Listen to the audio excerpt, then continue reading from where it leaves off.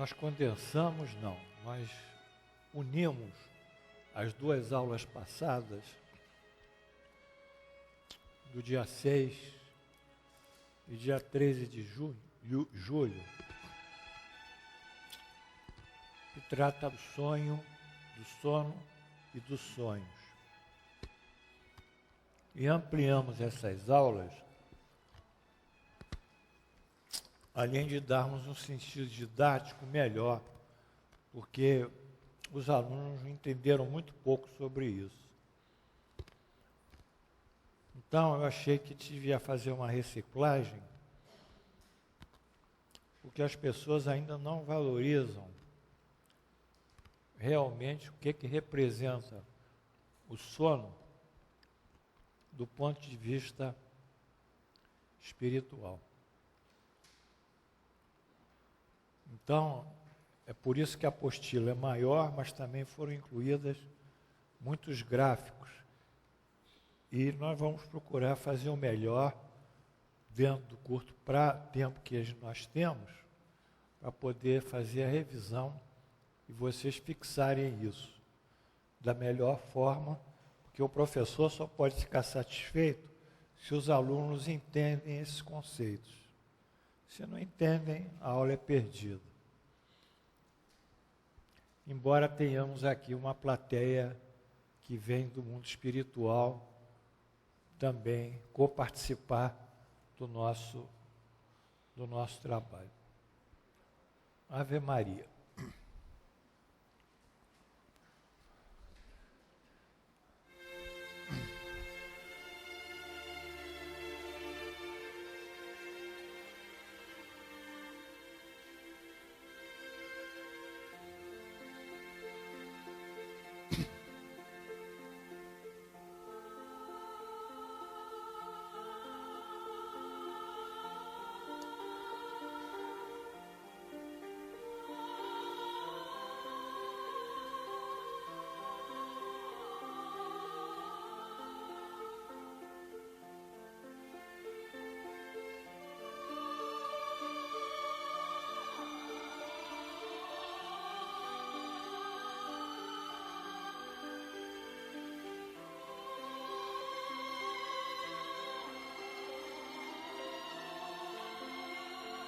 Senhor Jesus,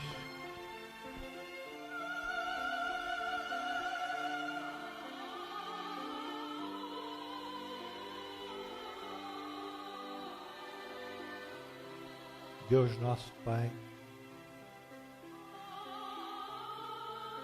que a vossa bênção esteja conosco,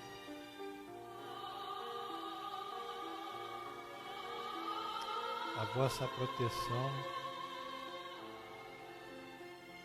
o vosso amparo, o vosso amor. Aqui, nesse recinto, formamos todos, através dos nossos pensamentos e dos pensamentos dos espíritos que nos acompanham e outros que presidem a aula no mundo espiritual, formamos uma grande cúpula mental que se condensa pela sua energia, ganhando uma forma de cúpula efetiva que nos protege das vibrações exteriores negativas e da entrada de espíritos que não estejam afim com esse tipo de atividade. A aula também é reproduzida pelo mundo espiritual através da sua internet. Nós não temos ainda um site, não temos ainda algo aqui no mundo físico, mas já há uma internet espiritual que a leva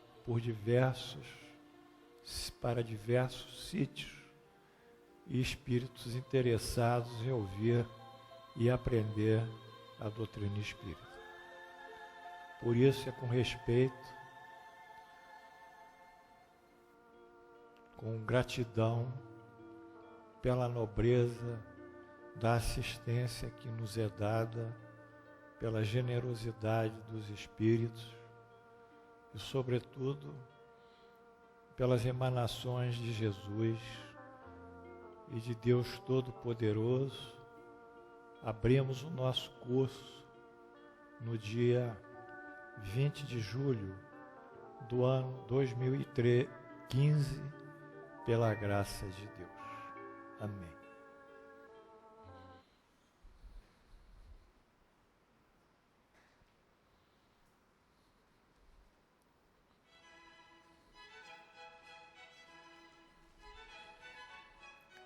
Amilcar, você escondeu em algum lugar a vara?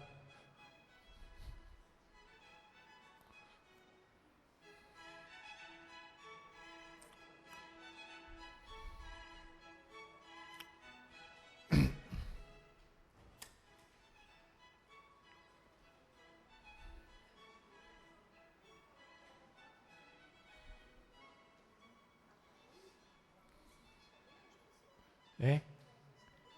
Não, ele guarda ali.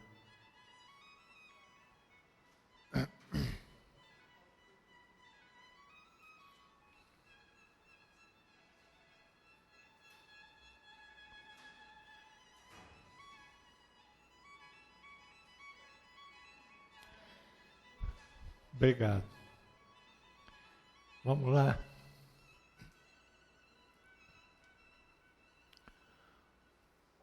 Emancipação da alma, do latim emancipare, libertar-se, não é? O termo assim mais para nós compreensível seria libertação da alma. Mas isso foi dado numa linguagem do século XIX, né? Então, nós vamos seguindo. Primeira pergunta, 400, é se o espírito encarnado se sente bem no seu envoltório corporal. É mais do que óbvio que ele não se sinta, porque no envoltório, na carne, ele está constrangido às limitações que a matéria impõe, de energia, de condensação, diminuição da sua percepção, diminuição da sua capacidade de raciocinar e ver. É um constrangimento. Então, ele não se sente bem, no sentido de dizer, será que eu poderia sair? Você poderia sair sim, desde que você cumprisse o seu destino. E você vai sair no dia da sua desencarnação. Então,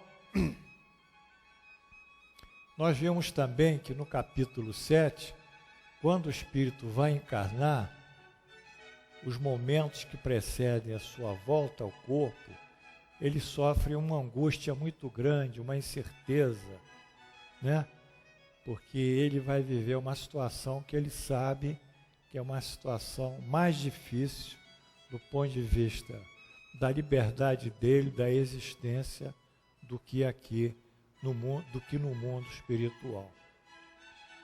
Então vamos andando. Então, na realidade, a verdadeira vida nossa é a vida espiritual. A vida na Terra é uma transição e uma experiência.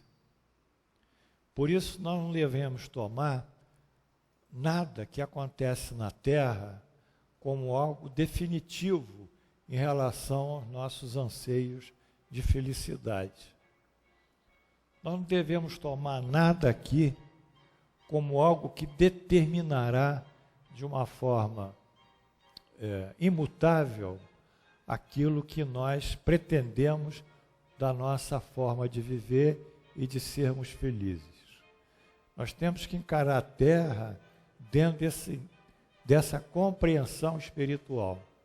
Nós temos uma família, temos o trabalho, temos as relações sociais, temos o nosso meio, o nosso mundo, mas nada disso é o fim. Nem os problemas, nem as gratificações. Tudo isso constitui um fenômeno transitório. Quando nós entendemos isso, isso significa que nós nos apegamos um pouco do mundo, dos objetos, das circunstâncias do mundo, e vamos ganhando uma valoração do mundo espiritual.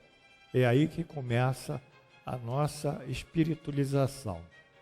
E quanto mais nós nos espiritualizamos, fugindo, obviamente, daquilo que é o anti-espiritualidade, que é a matéria, então mais nós vamos tendo uma vida prazerosa e satisfatória, independente de condições sociais, de riqueza, de pobreza, etc. Então, o importante é que nós possamos fixar que a vida espiritual é a verdadeira vida. O resto, cada um vai andar como quiser. Vai pegar as suas hipóteses, suas conjecturas, vai formular as suas teorias ou as suas filosofias. São livres, porque todo mundo é livre de acordo com a doutrina espírita. Mas se nós entendermos que essa é a verdadeira vida, então nós se situaríamos no mundo como uma espécie de imigrantes, que apenas aguarda uma época para retornar ao seu país de origem. Quer dizer, o indivíduo às vezes vai para os Estados Unidos, quer trabalhar 10 anos lá para ganhar o seu dinheiro e voltar para o Brasil com recursos. Lá ele é um imigrante, não se radica, ele vive lá um período. Então, mas o coração dele e a cultura dele estão aqui. Então, ele fica por um período, depois volta. Então, é essa concepção que o espírito tem, que a verdadeira vida dele é a vida espiritual. Por isso que ele sofre ao reencarnar, por isso que ele sofre ao estar constrangido ao corpo. A outra pergunta é se o sono, durante o sono a alma repousa. Não, a alma não precisa de repouso. A alma é um ser que, por si próprio, não tem órgãos para se desgastar. Não tem pulmão, não tem coração, não produz calorias, não perde calorias, enfim, não tem nenhum sistema biológico próprio que necessita uma fase de atenuação desse sistema, que é o repouso. Então, a alma não precisa ficar em repouso. O organismo, que é um ser biológico, que tem, sobretudo, as células e as trocas energético e metabólicas, é que precisa de repouso. Muito bem, vamos andando. Aqui,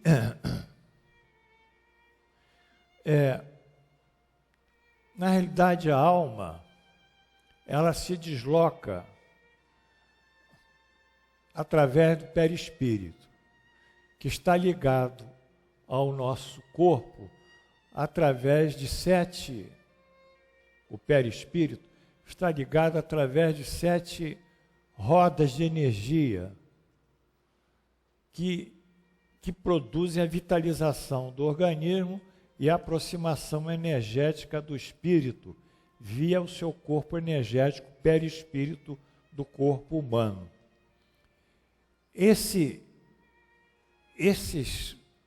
Essas rodas, esses vórtices de força são chamados de chakra, que no sânscrito é roda. Para aqueles que conhecem a bandeira da Índia, nós vamos ver que aquela cor de açafrão tem 3 cores. Eu sei que uma é açafrão, outra não é, acho que é branca, e outra... Quantas cores? Lembra de cá? Não? São 3, né? Bem, lá tem uma roda, se vocês observarem da bandeira da Índia. A roda é o chakra. Quer dizer, a filosofia Vedanta impregnou a nacionalidade indiana. A religião hindu impregnou a nacionalidade indiana. Isso é muito bonito. Muito bem. E esses chakras, que são 7, né, ficam identificados na figura que tem, e o chakra mais poderoso é o chakra coronário, que vem do latim corona, coroa, e que tem uma disposição circular que fica aqui no topo da cabeça, né? Por isso que os judeus usam solidel, os cardeais também usam solidel, mas o solidel, me parece, segundo os judeus, é para mostrar que acima deles, quando ele bota o solidel, é para mostrar que acima deles há Deus, que eles nunca podem esquecer disso. Mas esse é o chakra. Vamos ver aqui os 7 chakras, que são os mecanismos energéticos que trocam energia com o perispírito e prendem o perispírito ao corpo. Está lá o coronário, frontal, e vamos andando até o chakra mais baixo, que é o genital, cada um com seu tipo de energia. Aqui a energia é a pior possível, é a mais densa, e lá em cima é a mais rarefeita. Quando o perispírito troca energia com esses chakras, ele vitaliza os chakras, e os chakras então vitalizam os plexos nervosos, porque aqui é o plexo gastro, ao plexo esplênico, que são emaranhados de nervos. E esses nervos vitalizados, então, eles correm e vitalizam todo o tecido orgânico. Muito bem. A outra resposta que Allan Kardec fez, pergunta, julgar a liberdade do espírito durante o sono, né? Foi uma pergunta tão pesada que os espíritos fizeram a dissertação para respondê-la. Quer dizer, eles construíram uma dissertação para responder uma pergunta. Daí vocês entenderem que o Livro dos Espíritos não é um livro tão simples assim, de perguntas e respostas, de quiz. É um livro de conceitos profundos que devem ser estudados.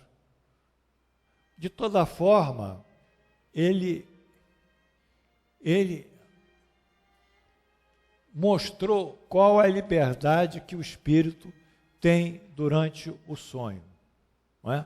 Aproveita. Vamos andando, né? Então, são 2 condições básicas que o espírito vivencia durante o sono.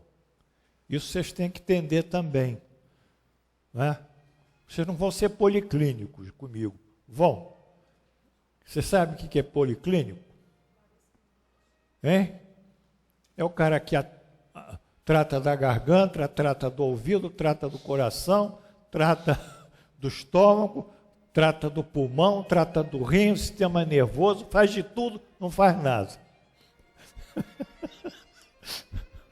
Tá certo? Quer dizer, faz, sim, dá lá um analgésico, uma novalgina em gotas, não é isso? Dá um remédio lá para um diurético, mas ele não sabe se a doença complica, ele dança. Policlínico ele chama de atendimento primário em medicina. Esse da UPA, são todos policlínicos. Só vão tratando do sintoma e liberam o sujeito, mas o diagnóstico vai ser feito, às vezes, a nível hospitalar. Então, vocês não vão ser policlínicos. Vão estudar a teoria A, teoria B, teoria C, teoria D, e vão ficar dançando igual numa roda gigante, vendo paisagem, e não vão sair daquilo. Vocês têm que ser especialistas. E a aula é dos especialistas. Porque ninguém é gênio. Então, quando o espírito se desdobra no sono, quando ele tem a tal da emancipação, duas condições são pontuadas aqui de importância. Que a senso-percepção dele, ou seja, ele parcialmente afastado do nosso corpo físico, e ele vivendo no mundo espiritual, ele tem as percepções dilatadas, ampliadas, ele vê melhor, ele ouve, ele sente, ele tem capacidade de transmitir o pensamento dele pelo plano espiritual, como uma onda eletromagnética. Ele tem uma série de poderes que nós não temos aqui. Então, ele tem uma percepção dilatada. Isso foi visto aqui no capítulo 6 da Vida Espírita, que Allan Kardec fez uma brilhante dissertação sobre isso também. Então, por quê? Porque a vida espiritual é uma vida muito mais cheia de liberdade em todos os sentidos. Então, ele se transporta, ele não precisa de carro, não tem lei da gravidade atraindo ele para a força da gravidade, enfim. Então, ele tem essa capacidade, e comunicando pelo pensamento, ou então ele cria imagens mentais com o pensamento dele, e aquelas imagens mentais são lidas, né, pelos outros espíritos, e é uma comunicação por imagens, porque não precisa usar a palavra. E a lembrança. Agora, quanto à lembrança do sonho, que o sonho deixa, nós montamos aqui um quadro. Vamos ao quadro. Eu espero que vocês estejam entendendo bem. Bom, mais um pouquinho, Amilcar, até lá em cima. Mais. Tá bom aí. Aí, esse quadro, ele fala dos conteúdos dos sonhos. Eu queria que vocês também me acompanhassem, tá, Paulão? Porque todo mundo quer adivinhar sonho, já falei outras aulas aqui, tem um livro dos sonhos, tem a psicanálise que interpreta sonhos, mas a coisa é muito aberta. É muito aberta. Muito. Então, o sonho que a gente tem, ele pode ter influências da neurofisiologia nossa,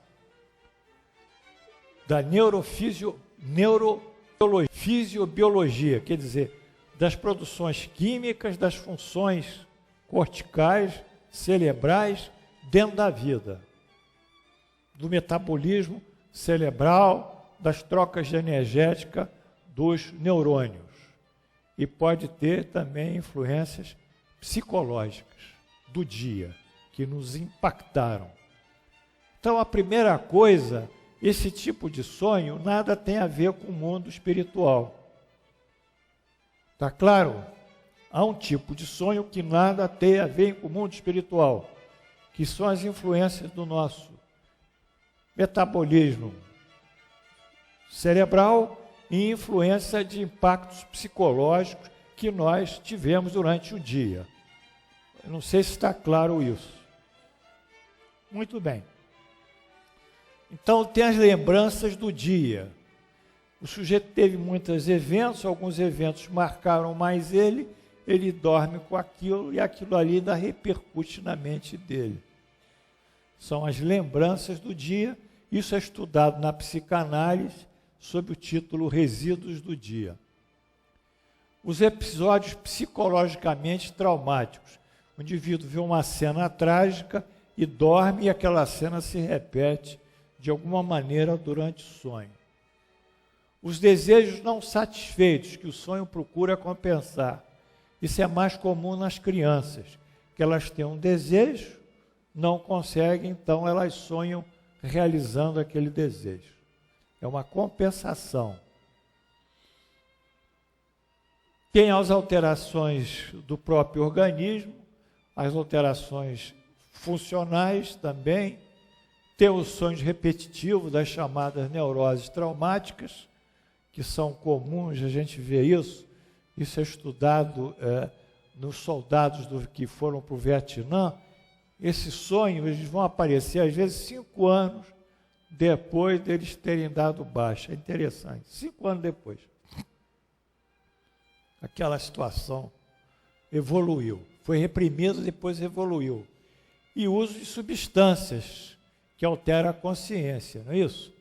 Que são os psicofármacos, as drogas receitadas pelos psiquiatras e o psicodiléptico, que são as substâncias alucinógenas, que aí tem aí todo tipo de droga alucinógena que os indivíduos usam. Bom, essas são as influências, os conteúdos de ordem estritamente ligada ao mundo que vivemos. Mas tem as influências espirituais. Aí tem a atuação dos espíritos fraternos e simpáticos. Se nós temos uma boa vibração, a nossa energia sobe com o nosso espírito e vai para um mundo melhor, um ambiente melhor, e nós nos confabulamos, trocamos ideia, confabulamos, trocamos ideia. Enfim, são aqueles nossos amigos. Se nós temos problemas de obsessão, então nós vamos dormir, podemos ser magnetizados, hipnotizados pelos obsessores, ou induzidos obsessores a uma série de situações altamente constrangedoras para nós. Também isso aí é uma situação difícil. E temos as percepções e lembranças parciais daquilo que nós vimos no mundo espiritual, de cenas e panoramas. Mas isso faz um mosaico, uma confusão, porque a gente lembra um pedaço daquela cena, depois lembra uma outra ocorrência, depois lembra outra, e aquilo se embaralha também com os resíduos do dia. Então o sonho em geral é muito confuso, a não ser determinado tipo de sonho que nos marca, mas esse é um sonho especial que o espírito desdobrou, ele estava preparado para esse tipo de vivência. Então esses são os conteúdos do sonho, em que o espírito vai experimentar durante o sono. Daí a importância do sono, porque a importância para nós é essa aqui. Estabelecermos uma convivência com os espíritos afins conosco, né? Essa que é a oportunidade. Parentes, amigos, pais, mães, os que se foram. Essa que é a grande oportunidade. As outras são negativas, não é? Essa aqui é neutra, mas essa aqui é negativa. Bom, então, isso foi outro aspecto que nós devemos dar importância aos sonhos, né? Bom, vamos andando mais aí, porque a coisa assim.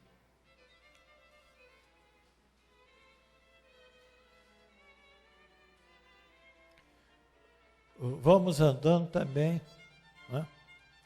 Aqui tem um trecho do livro do Allan Kardec, Evangelho segundo o Espiritismo, a hora de dormir, né? Que ele repete o que está dito aqui, né? Só rapidamente, o sono tem por fim dar repouso ao corpo. O espírito, porém, não precisa de repousar. Enquanto os sentidos físicos se acham entorpecidos, a alma se despreende em parte da matéria e entra no gozo das faculdades do espírito. O sono foi dado ao homem para a reparação das forças orgânicas e também das forças morais. Enquanto o corpo recupera os elementos que perdeu por efeito da atividade da vigília, o espírito vai retemperar-se entre outros espíritos. Aure no que vê, no que ouve e nos conselhos que lhe dão. Ideias que, ao despertar, lhe surgem em estado de intuição. É a volta temporária do exilado à sua verdadeira pátria. Que é essa que é a verdadeira vida. Eu tenho que bater nisso. A verdadeira vida é a vida espiritual.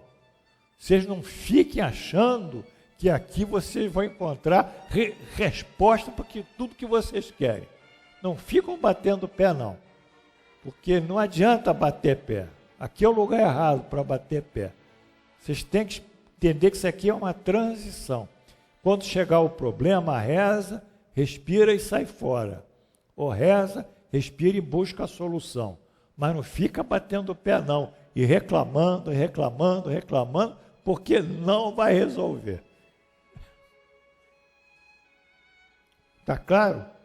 Porque a verdadeira vida é que resolve. Essa aqui é uma vida temporária. Nós somos emigrantes, quer dizer, imigrantes. Imigramos para a Terra. A Terra não é o nosso país espiritual. É um local que a gente tem que passar. Aqui não há milagres. Aqui há situações normais, de acordo com as leis divinas, que as pessoas ignorantes e não entendem nada acham que há milagres. Aqui não há milagres. Não é? Enfim. Então, como ele diz, é o prisioneiro restituído por momentos à liberdade. Então, essa é a grande vivência do sono, que nos permite. Então, vocês não podem, vocês têm que se preparar para o sono. Não adianta não se preparar. Vocês se preparam, que o sono vai ser um sono bom, vocês vão acordar retemperados e vão acordar refeitos, não só física, como também espiritualmente, com outras ideias e com outras esperanças. Então, vamos andando. Não é? Isso acontece também entre os espíritos elevados, né? Pelo que respeita o grande número de homens que, morrendo, devem passar longas horas na perturbação, nessa incerteza que vos tem falado. Esses vão, enquanto dormem, seja a mundos inferiores à terra, onde antigas afeições os chamam. Esses aí, a maior parte da humanidade, vai em busca dos prazeres talvez mais baixos que aqui possuíam. Então, para esses, para a maior parte das pessoas que estão na Terra, é justamente o sonho, é uma situação de experiência negativa. Tá certo? Vocês estão me entendendo? Mais ou menos. Estão entendendo? Senão eu vou parar a aula e vou voltar ao início. Muito bem, esse é o lado positivo do sono que a gente está focando, que é o sonho. Esse é o lado positivo. Vamos andando? Aí nós ficamos sempre com essa máxima latina, similus simila gaudet. O semelhante procura o semelhante. Tá ou não está claro? Cada um faz o seu grupo. E grupa de acordo com as afinidades. Tá certo? Quem gosta de bater, vai para a academia bater, é uma afinidade. Bater e apanhar, também quem bate apanha. Sempre é assim. Quem gosta de tocar música, vai para uma academia estudar música. Enfim, cada um vai procurando as suas afinidades. Cada um vai procurando as suas afinidades. Isso no mundo espiritual é muito fino. Então nós temos que procurar, quando saímos do corpo, as nossas afinidades, que devem ser as melhores possíveis, né? Então aí tem as leis das afinidades durante o sono. Quando o sujeito está no sono, ele sonha.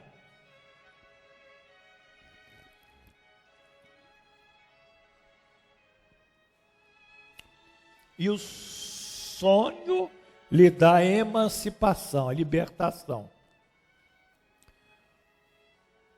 Aqui devia ser sono. Está errado isso também. Então, aqui tem os espíritos encarnados mais evoluídos que se saíram durante o sono e vão para o meio espiritual mais evoluído. E os encarnados menos evoluídos vão para onde lá? O Bafom. Underground. Qualquer coisa assim. Vão para o lixão. Dá um nome aí, cada país dá um nome lá, que quiser. Então, nós temos que procurar mudar o nosso quadro de vida. É isso que a doutrina espírita propõe. mudar a nossa forma de viver, né? E procurar outro sentido para a vida, né? Bom, aqui a síntese da função do sono, do ponto de vista espírita e também do ponto de vista da neurofisiologia, primeiro, é uma função organofisiológica, que Allan Kardec já dizia, mas hoje nós sabemos melhor, que é a manutenção do bem-estar e a qualidade da vida. A gente precisa dormir para ter bem-estar e qualidade de vida. É necessário dormir. É necessário, porque o organismo, durante o sono, ele tem que se recompor. Muitas pessoas se curam durante o repouso, o sono. Então, é necessário o sono. O sono é o estado normal, regular, recorrente, que sempre vai voltando e facilmente reversível do organismo. E volta também a vigília, caracterizado por relativa quietude. Tem a função da termorregulação, regular a temperatura corporal e do controle da energia. Quer dizer, na realidade, o controle da energia que regula a temperatura. Confere, Marquinhos? Então, ele tem que controlar os nossos gastos calóricos, as nossas trocas energéticas. Que o organismo é um verdadeiro sistema energético. Então, o sono, ele aquieta o organismo e possibilita a absorção de energia. Não é? E B, Amilcar, espiritual, que é a queda da tensão energética que liga o perispírito ao corpo físico e possibilita uma vivência temporária em mundo espiritual. Para o espírito mais evoluído, é excelente oportunidade de confabular, que é trocar ideias, conversar, receber conselhos, estudar, aprender, trabalhar com espíritos moral e intelectualmente mais elevados. Então, as funções do sonho estão fechadas nesse esquema, organofisiológicos, termorregulação, controle de energia, espiritual, vivência no mundo espiritual. Por isso que o sujeito tem que dormir.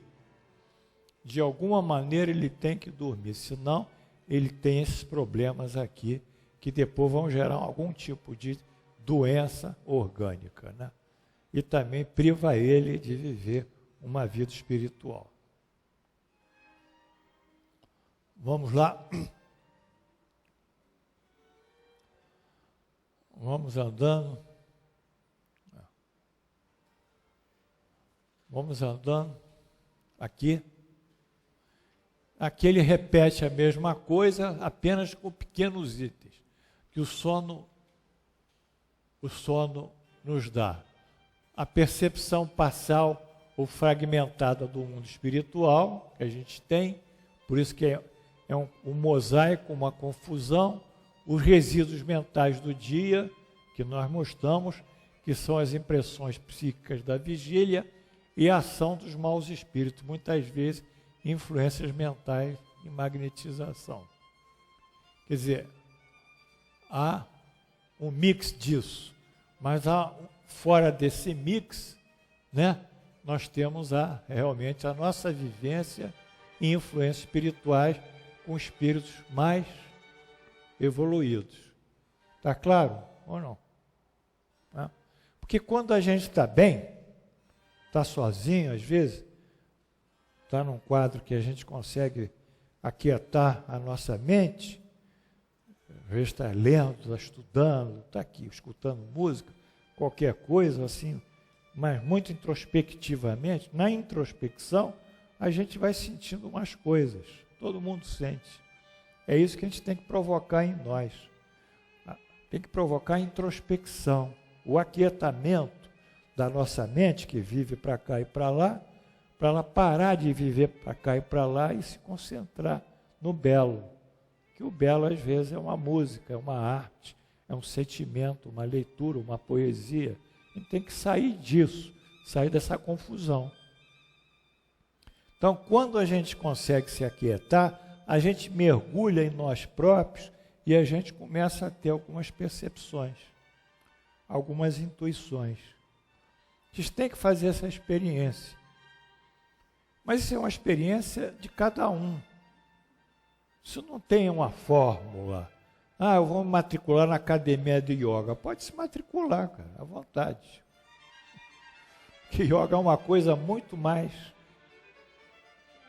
eu diria, muito mais profundo que fazer posturas, do que fazer Hatha Yoga, que é uma das formas da yoga. A yoga realmente é uma conexão com o mundo maior. A postura ajuda, mas a postura apenas é uma ferramenta introdutória.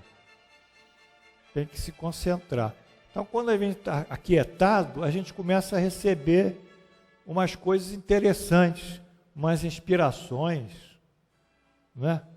Umas ajudas que a gente sente plenamente, porque a nossa respiração está lenta,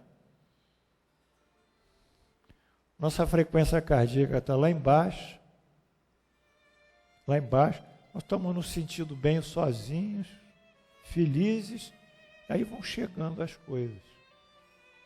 Quem que vai pagar essa experiência? Quem? Ninguém. Então a doutrina espírita, ela leva também essa compreensão, que é necessário nós nos isolarmos e nos concentrarmos em alguma coisa, não é isolar para dormir. Para dormir, pode dormir o dia inteiro, aí é diferente, não é por aí. É para que a gente possa despertar a nossa consciência espiritual. E o sono dá alguma função dessa, né? Muito bem. Então, essa é a advertência que Allan Kardec faz, que o Espírito faz, né? As espécies do sonho, entre aqueles que vos lembrais, porque os que nós lembramos, eles não podem ser esse dos maus espíritos. A gente tem que ir procurar o sonho, o verdadeiro sonho que nos enriquece. Então, nós pegamos aqui um sonho da Bíblia, que realmente é muito criativo, porque tem alguns desdobramentos que eu quis passar a vocês. É o nascimento de Jesus. Vamos lá? Vocês me acompanham? Ora, o nascimento de Jesus, o Cristo, foi assim. Estando Maria, sua mãe, desposada com José, sem que tivesse antes coabitado, achou-se grávida. Estão acompanhando? Mas José, seu esposo, sendo justo e bom, e não a querendo difamar, resolveu deixá-la secretamente. Enquanto ponderava essas coisas, eis que lhe apareceu em sonho um anjo do Senhor dizendo: José, filho de Davi, porque ele era da tribo do rei Davi, né? Não temas receber tua mulher, porque nela foi gerado, o que nela foi gerado é de Deus. Ela dará à luz um filho e lhe porás o nome de Jesus, porque ele salvará o seu povo do pecado deles. Então esse é o sonho premonitório de José sobre Jesus. Muito bem. Vamos subir um pouquinho. Mas isso constava em Isaías. Isaías disse: portanto o Senhor vos dará mesmo um sinal. O Senhor aqui. Eis que a virgem conceberá e dará luz a um filho e lhe chamará Emmanuel. Emmanuel é luz. Então, Isaías, não sei quantos séculos antes, previa a concepção da mulher virgem e que foi confirmada com o nascimento de Jesus. Então, não tem nada de estranho isso. Não tem nada de estranho. Agora, estranho foi a interpretação que foi dada. Vamos ver aqui. Muito bem. Nos versículos de Mateus, o nome Espírito Santo foi suprimido, substituído pela palavra Deus. Eu substituí, que eu fui estudar. Então está assim, o texto de Mateus, é o texto católico. Desposada com José, sem que tivesse antes o coabitado, está aqui, está errado, achou-se grávida pelo Espírito Santo. Aí entrou o tal do Espírito Santo no meio já, que não consta em Isaías, nem consta nas escrituras antigas. Aí eu coloquei desposada com José, sem que tivesse antes coabitado, achou-se grávida. Tá. Aí suprimi Espírito Santo. Em seguida, não temas receber Maria, tua mulher, porque nela o que foi gerado é do Espírito Santo. Aí eu tirei o Espírito Santo e disse, não temas receber Maria, tua mulher, porque nela o que foi gerado é de Deus. Está claro aí? Né? Então, por quê? Porque, diferentemente das diversas passagens encontradas no Antigo Testamento, apenas a referência à palavra Espírito. Todo o Antigo Testamento fala em Espírito e Senhor, Deus. Não existe essa palavra Santo, Espírito Santo, não existe, inexiste. Por exemplo, em Gênesis, e o Espírito de Deus pairava sobre as águas. Gênesis, o meu Espírito não agirá para sempre no homem, pois ele é carnal, e os seus dias serão 120 anos. Então, depois um dia eu explico isso, senão a aula vai se perder. Isaías, pois virá com a torrente impetuosa, impelida pelo Espírito do Senhor. O próprio Isaías, na profecia que se realiza em Mateus, diz tão somente, portanto, o Senhor vos dará mesmo um sinal, eis que a Virgem conceberá. Então aqui, há só o Senhor. Não há nas antigas escrituras qualquer alusão ao nome composto pela palavra santo. Não é santos, não, santo, para formar Espírito Santo. Se considerarmos nessa escritura Espírito de Deus, torna mais do que óbvio ser ele santo. Intrinsecamente a Deus, a imanência da divindade e, por consequência, o caráter santo que o Novo Testamento expõe, porque Deus é intrinsecamente santo, é superior.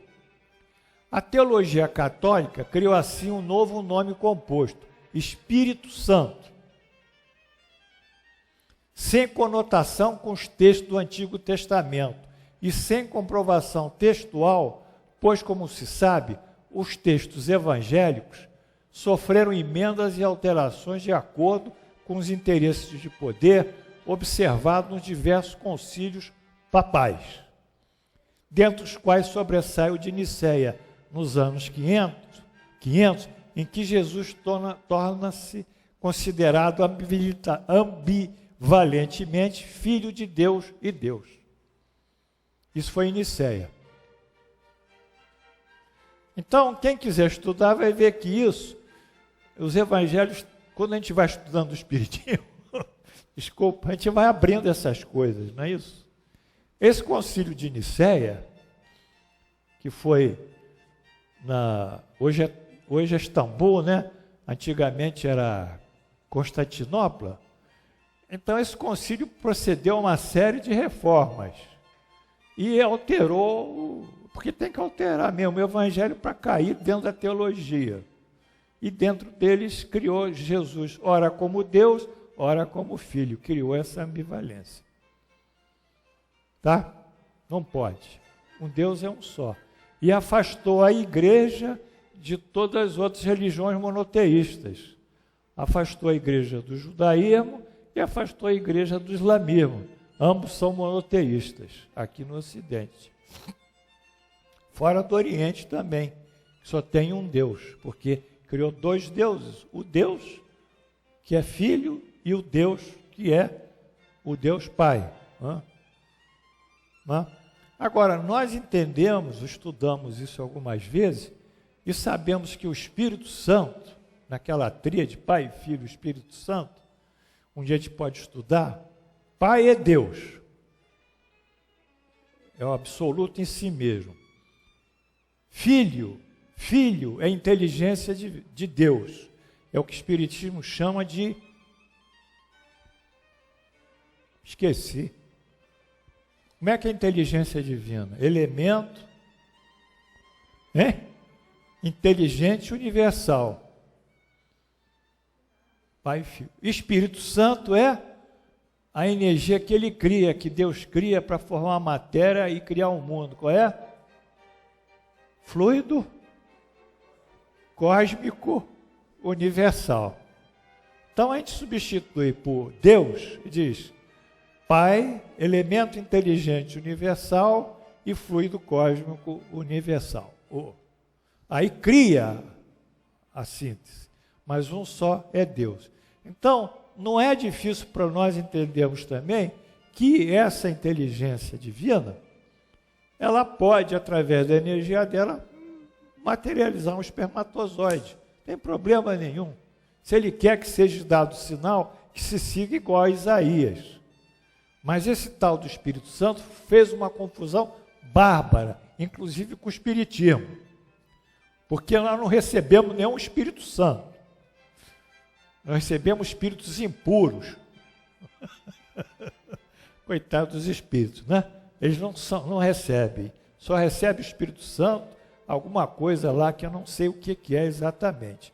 Então, no domingo de Pentecostes, que vai formar a igreja pentecostal, então, o que é ali? Há uma mediunidade coletiva, uma incorporação coletiva, né? Os apóstolos começam a falar línguas dos diversos povos, do Oriente, da Ásia, da Frígia, da Panfilha, do Egito, da África do Norte, de Roma, e começam a falar a língua deles, que os judeus vinham para a Páscoa de diversas regiões da Ásia, do Mediterrâneo, e falam a língua deles. Os sujeitos ficam abismados com essa incorporação coletiva e falar línguas estrangeiras, que o Espiritismo chama de xenoglossia. Xenos, estrangeiro, e glosson, língua. Não é? Vai dar também xenofobia, que é rejeição aos estrangeiros. Não é? Enfim, aquela incorporação coletiva, aquela mediunidade coletiva, o Espiritismo, a igreja não vai dizer que é uma mediunidade coletiva, vai dizer que é o tal do Espírito Santo. Então, tudo que acontece de mediunidade e de caráter mais divino ou mais elevado é jogado no arquivo do Espírito Santo, do chip, por conta do Espírito Santo. Então, eu quis dizer isso, enfim, porque isso é importante para nós entendermos muito mais coisas que o Espiritismo nos oferece. E, ao mesmo tempo, também para levarmos para a vida prática. Porque se nós conseguimos, pela meditação, pelas boas ações, pela caridade, entrar em sintonia com o elemento cósmico, com o elemento inteligente universal, nós recebemos milhões de intuições, né? Sim, uma série de intuições sobre o que nós podemos fazer. Isso é natural. Né?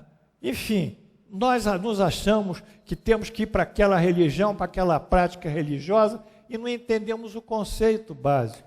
O conceito básico é só um: vamos ser puros, vamos perdoar, vamos ser limpos de coração, vamos fazer o bem, não é isso? Vamos ser misericordiosos e vamos praticar a caridade. Com isso, pela nossa própria ação, a gente vai criando um sistema de energia que vai nos sintonizar com os planos superiores, e a contrapartida disso, o que é? É chegar a nós os esclarecimentos e informações. Não precisamos mais do que isso. E o sono, quando nós dormimos, é um veículo de aproximação desses mundos. Então, vamos pular, porque o tempo está indo e a aula é grande, né? Não é? Muito bem. A outra pergunta é porque, fica aí, é porque a gente não se lembra dos sonhos, não é? Nós nos lembramos dos sonhos, frequentemente, porque o nosso organismo não está preparado para receber aquela energia que no sonho o nosso espírito está captando. Por quê? Porque ele está deslocado dos chakras. Então, a energia só entra no nosso organismo via perispírito e via chakras. Não é? Como eles estão, o perispírito está afastado, essa energia não consegue penetrar. E nós não temos órgãos paralelos para receber a energia. E por uma incompatibilidade do nosso corpo, muita coisa a gente sonha, mas fica só registrado no espírito, né? Ou seja, a alta frequência espiritual e um sistema orgânico incompetente nosso para a conversão da frequência menor da energia espiritual nos faz dificultar as lembranças do sonho. É uma explicação neurofisiológica ou neuropsicofisiológica. Bom, vamos ver o que essas significações dos sonhos nos dão. Tem aí, deve ter um quadro para isso. Vamos ver. Eu gosto disso aqui, porque isso aqui dá trabalho, mas faz vocês entenderem melhor do que eu ficar falando, né, Marquinhos? Né? Não é? Então, variedades de significações atribuídas aos sonhos. Imagens espirituais.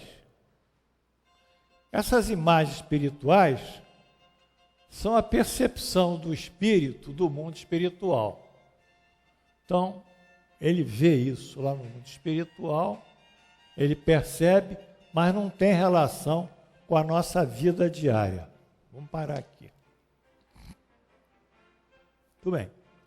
Então, muitas vezes, o espírito, ele trata de assuntos exclusivamente do mundo dos espíritos. Ele, lá em cima, ele vai tratar de assuntos que interessam ele lá em cima, como um imigrante que voltou para a sua terra de férias e vai tratar assuntos relativos à sua família. E depois volta para cá. Tem nada a ver com o que ele voltou aqui no Brasil, com o que ele tratou lá. Tratou um assunto dele. Lá, estava em Portugal. Veio para cá, migrou. Passa um tempo lá em Portugal, trata das coisas que ele quer tratar lá e volta para cá. Então, muitas vezes, o que o espírito faz é tratar da sua vida espiritual lá em cima e nada em relação à vida material. Mas ficam essas imagens. Imagens do mundo físico. O espírito, quando está liberado, ele pode ir para um outro local do mundo, daqui da Terra, aí vai ver outras coisas. Ele vê cenas, vê paisagens, vê situações em outros locais. Isso é factual, ele é espírito, ele pode se locomover. E pressentimento do futuro é um conhecimento excepcional. Isso tem que ter a permissão de Deus. Então são essas, vamos voltar às variedades e significações do sonho. Ou eles dizem respeito, senso estrito, à vida espiritual, ou eles dizem respeito ao que o espírito viu desdobrado no mundo da terra, ou que excepcionalmente ele recebeu essa informação e esse pressentimento, porque ele vai desencarnar daqui a algum tempo, então ele tem que acertar a vida entre os parentes, entre os bens dele, entre a sucessão dele, entre a herança dele, para não haver briga no espólio, por exemplo. Coisa que existe, porque não tem um espólio que não tem briga, não conheço. Mas, de toda forma, ele vai tomar as suas medidas, sabendo que vai desencarnar. É interessante isso. Então, essas são as, basicamente, que o Espírito ensinou, não é isso? Vamos lá. Tem um sonho aqui profético também. Bom, tem um texto que eu li na semana passada, relatada na revista Patrie, que vocês lembram, não é isso? Era um soldado da época do Napoleão que se abrigou numa casa e durante o sono os anfitriões dele lá, o marido e mulher, cortaram a garganta dele. Era um soldado. E enterraram ele num lugar perto do galinheiro, num esterco.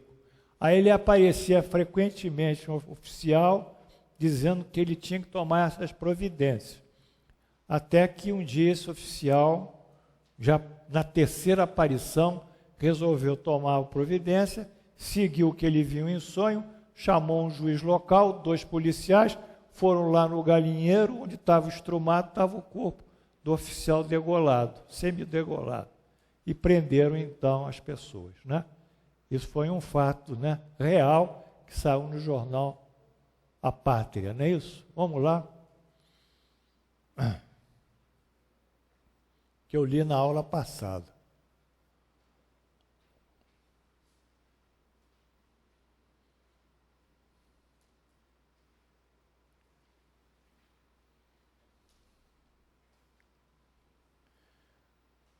Bom, essa questão de pressentimento, vamos ver o quadro aí? Pressentimentos.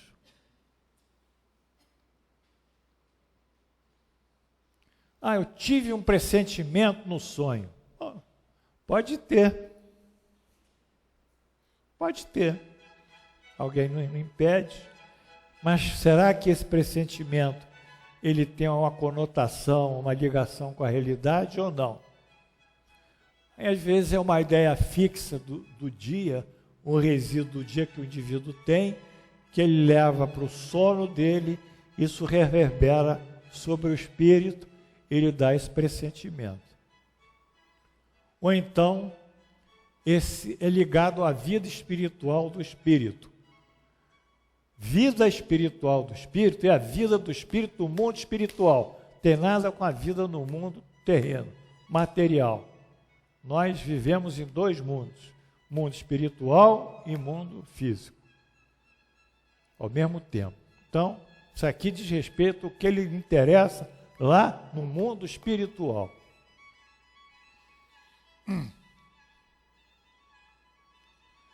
Vamos andando?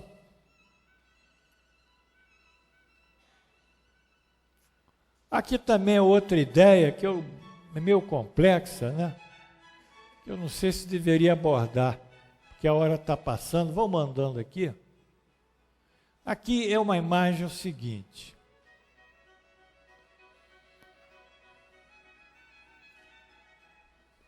É uma coisa que muitas pessoas fazem. Sabe como é que é?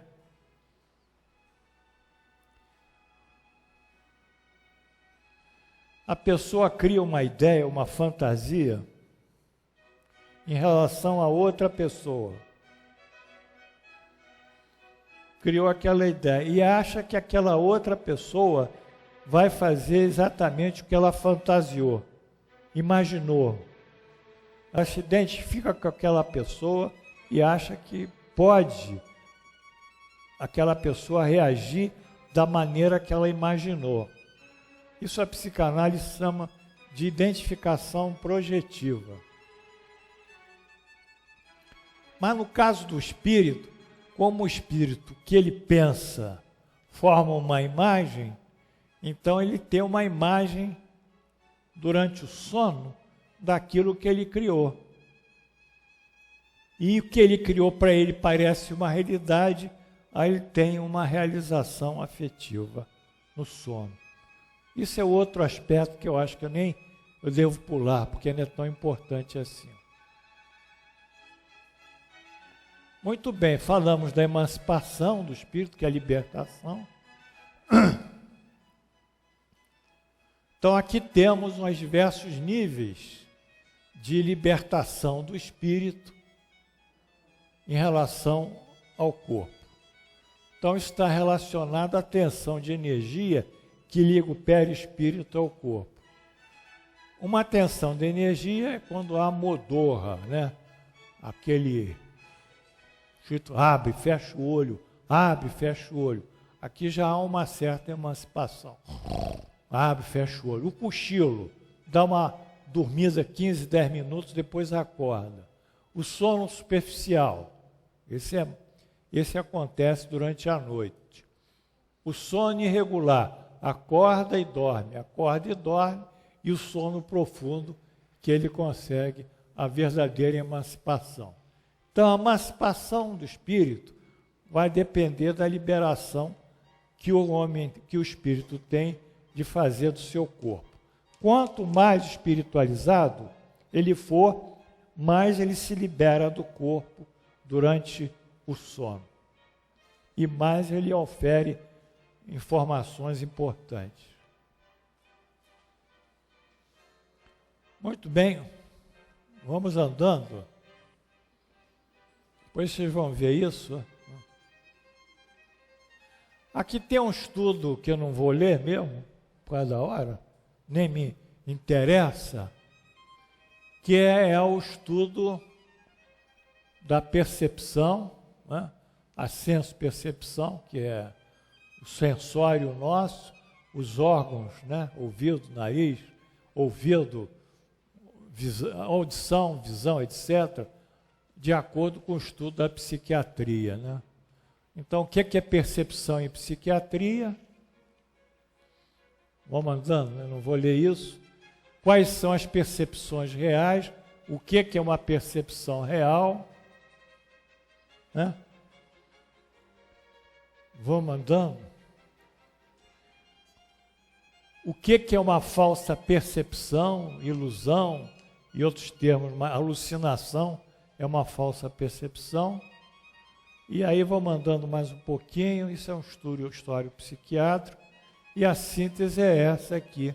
Acho que é percepção real, tem corporeidade, isso aqui, ó, tem um caráter da matéria, tem objetividade, isso aqui, essa mesa aqui, ou na China, é a mesma mesa, tem tridimensionalidade, tem comprimento, largura e altura, tem constância e dependência da minha vontade.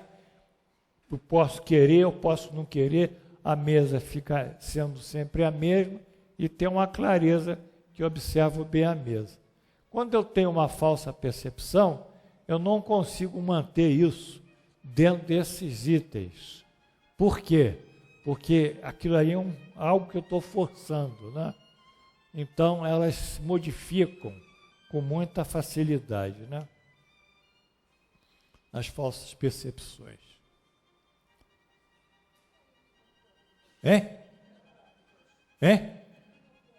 Hipnopômpicas é o acordar. Acordar são pequenas visões que o indivíduo tem ao acordar. Hipnagógicas é quando ele vai dormir.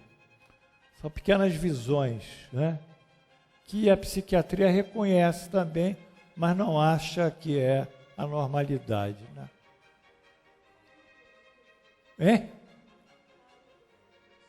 Pareidolia, você vê assim uma parede embaçada e achar que ali tem uma imagem de gente, né?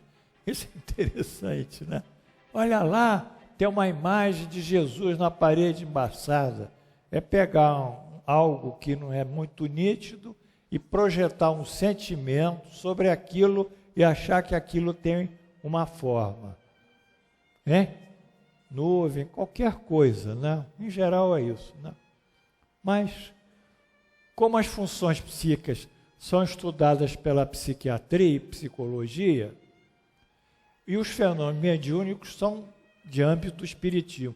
Então, a gente tem que separar bem o que é do espírito ligado ao corpo e o que é do espírito liberado ao corpo, emancipado, né? Então, são duas coisas. A psicologia, a psiquiatria estuda muito as funções psíquicas, mas não desconhece o espírito.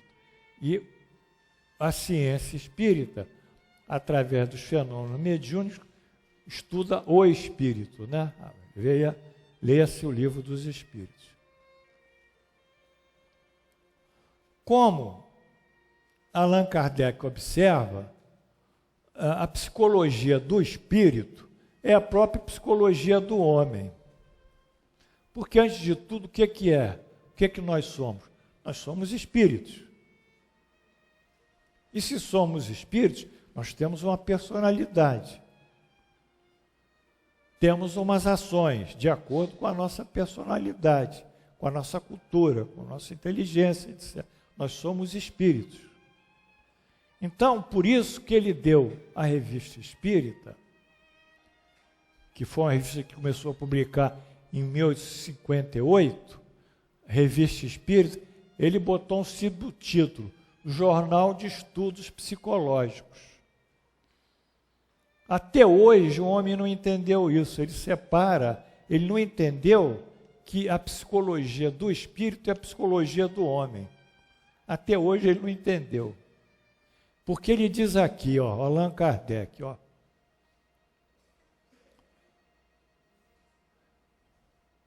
é 1858 isso, hein?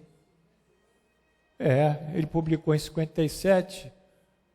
Aqui está errado também, está cheio de erro. Como se vê, nosso quadro, diz Allan Kardec, compreende tudo que se liga ao conhecimento da parte metafísica do homem. Metafísica é além da matéria, é a parte psicológica do homem. Vamos traduzir. Isso que ele diz. Estudá-la-emos no seu estado presente e no futuro, pois estudar a natureza dos espíritos é estudar o homem. Está claro? Está mais do que claro isso para nós. Por isso que um dia, o homem, participará do mundo dos espíritos. Eis porque acrescentamos ao título principal o subtítulo Jornal de Estudos Psicológicos, a fim de darmos a compreender toda a sua importância. Que o homem é um ser psicológico, porque o espírito é um ser psicológico. Isso tem que botar na cabeça também. Tem que entender. Então, quando a gente vai fazer o tratamento do doente, que tem um transtorno mental, a gente tem que tratar o organismo dele se tiver uma disfunção. Né?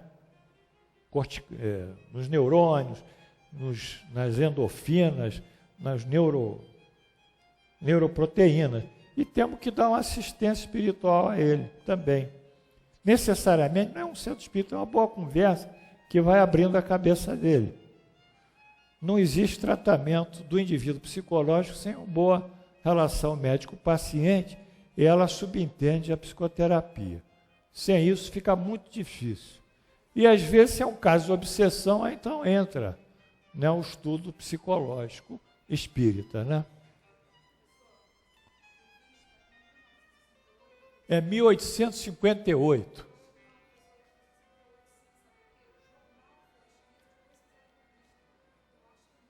Não, a minha cabeça não está ruim, não. Melhor ver. De que servem essas ideias e esses conselhos se são esquecidos e não se pode tirar deles utilidade daqui.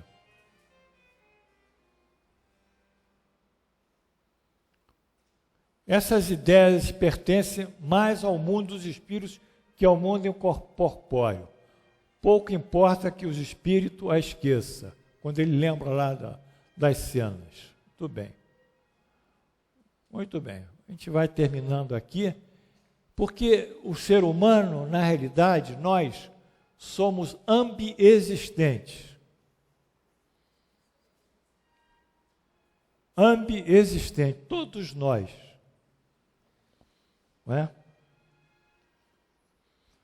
Ambiexistentes. Por que ambiexistentes? Porque pelo nosso sensório aqui, hoje a minha mão, palpo aqui, ó, tato, cheiro, escuto. pelo nosso sensório, gosto, gustativo, pelo nosso sensório, nós relacionamos com o mundo material. Então, nós temos uma relação com o mundo material. Essa mesa é tridimensional porque ela é do mundo material. Então, nós vivemos no mundo material pelo nosso sensório.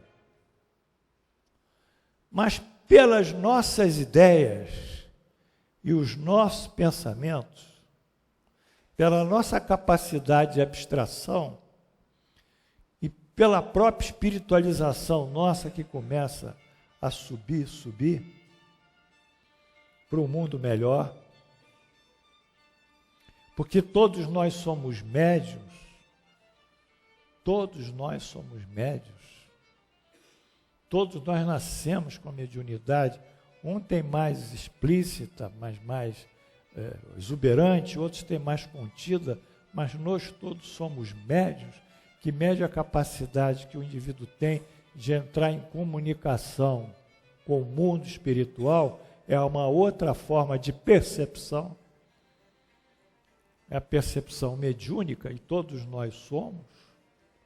Então, por força dessa senso-percepção mediúnica, que começa a trabalhar com as ideias e pensamentos, nós entramos no mundo espiritual.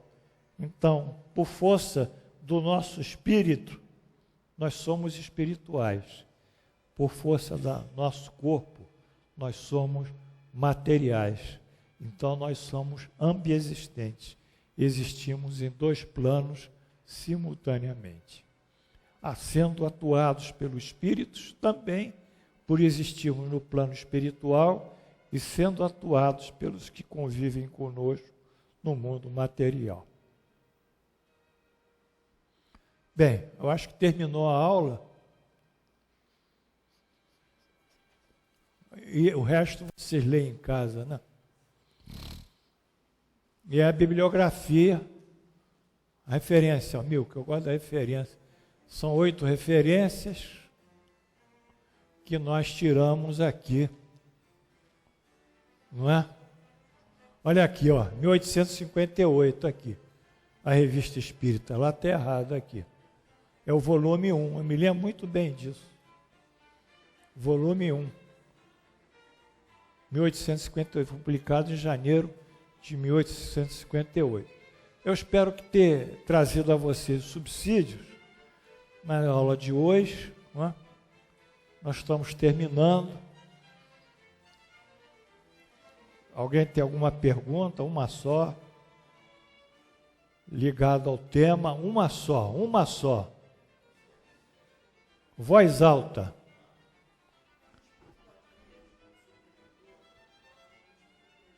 Não compreendeu, né?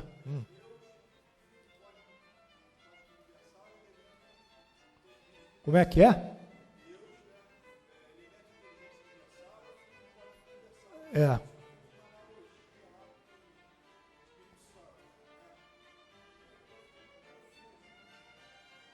Não, eu fiz uma analogia, não. Eu puxei essa tríade que os católicos não entendem que é o Espírito Santo. Eu queria que alguém me explicasse aonde aparece o Espírito Santo. Qual é, no Velho Testamento, qual é a referência de algum profeta ou algum livro do Velho Testamento sobre o termo Espírito Santo? Não existe. Existe o Senhor Deus. O Espírito de Deus pairava sobre a água. Não é? Ou seja, o que é o Espírito Santo? Lá deles, mas eles não entendem, mas nós podemos fazer essa analogia. É o elemento inteligente universal. Ele que regula tudo. Os átomos, as partículas subatômicas, a ligação de uma partícula, de um átomo, de uma substância com outro, do elemento hidrogênio com oxigênio, ele regula tudo. As cargas elétricas, as ondas eletromagnéticas, a consistência da matéria, a vida, é o elemento, o universo, o movimento de orbitação dos planetas, dos satélites, das galáxias, tudo isso é regulado por Deus. Isso é o elemento inteligente universal. Mas ele criou isso, criou o planeta, criou os sistemas solares, criou galáxias. Então ele tem que regular isso. Então a criação, que é a energia que cria de Deus, é chamada Pai, o Filho é o elemento inteligente universal e o Santo é a criação energética. Mas isso aí é um negócio que eles fazem, mas não é por aí. Mas deixa fazer. Desculpa. Porque o Espiritismo não condena ninguém. O Espiritismo é liberal. Nós não fazemos nem, procuramos neófitos, nem fazemos pregação de nada. Isso aqui é um fórum aberto para todas as religiões discutirem o que quiserem. Porque nós não discriminamos, pelo contrário, somos liberais e amantes da sabedoria, do conhecimento, da razão e, sobretudo, dos exemplos do Cristo na caridade e no bem. Pronto, registrei. Aí, acabou? Acabou. Então, depois vamos dizer que hoje está, né? Contra um, contra outro, né? Já foi lá. Então, vamos. Cadê está aqui? Você entendeu, Marquinho? Hein? Melhor esquecer isso e botar em elemento inteligente universal e fluido cósmico universal. É por aí que a gente vai andar.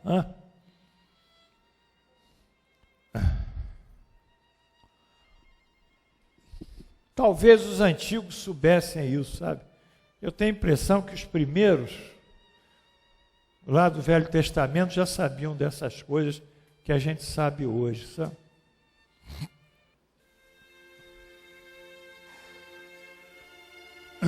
Senhor Jesus, encerramos assim a nossa aula de hoje, agradecendo as bênçãos recebidas e conscientes de que ela pôde rever aspectos importantes do sono e dos sonhos. Que Deus, pois, nos abençoe, nos ampare e, sobretudo, ampare esses irmãos cujos nomes estão aqui, necessitados para serem irradiados, que têm doenças, enfim, que Deus possa atendê-los à sua misericórdia. E esses irmãos aqui que desencarnaram e que possam receber toda a ajuda necessária no mundo espiritual. E assim, em vosso nome e em nome de Deus Onipotente, elevamos a nossa prece, nosso pensamento na prece que nos deixaste. Pai nosso que estais no céu, santificado seja o vosso nome, venha a nós o vosso reino, seja feita a vossa vontade, assim na terra como no céu.